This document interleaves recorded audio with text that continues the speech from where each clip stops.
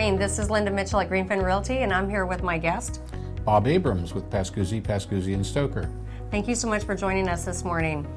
We just wanted to talk to you a little bit and find out, in 2015, it was a great year for real estate, and just a little curious as to what you saw as a trend in your industry with real estate, and what were some of the biggest items that you dealt with?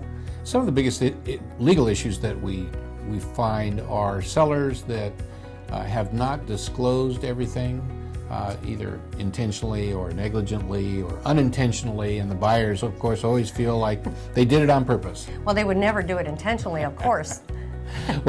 Well, you would hope not, but unfortunately there are some that do, but we don't see too many of those. Okay, all right.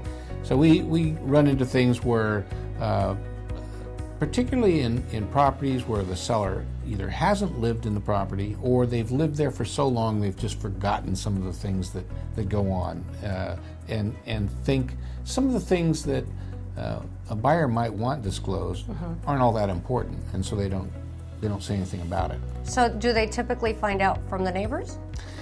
They typically have found out just by living in the property. Okay. They run into a problem, or they've bought it as an investment and the tenant tells them something. Okay, and then they go, oh yeah, I forgot about that.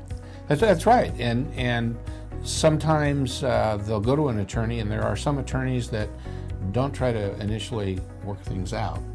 They jump right to the lawsuit, and of course that's how they make their living, and it's unfortunate, but they immediately write a letter to the seller saying, fix this within 5 days, or go to mediation and we're going to sue you, and it's going to cost you this much money. So what would be the alternative to that, as opposed to going right to the gut? Well, I think the alternative is to act like adults. Contact the other party. You're asking for a lot. Yeah, well, that's true.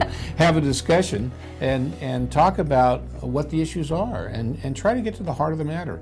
The CAR contract form has a mediation clause in it.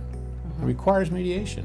Well, that doesn't mean you have to start a fight before you go to mediation. You go, hey, we've got an issue here that we need to discuss. Can we discuss this in a neutral environment and see what an impartial third party says about this when we each tell our heart story? Yeah. And it doesn't always work, but if it works 50% of the time, look at all the people that stay out of court and save a lot of money. Absolutely. Well, we're going to stop right there because we're going to save that for our next session on arbitration and mediation. So thank you so much, Robert. We appreciate it. My pleasure. All right. Pleasure. Take care, everyone.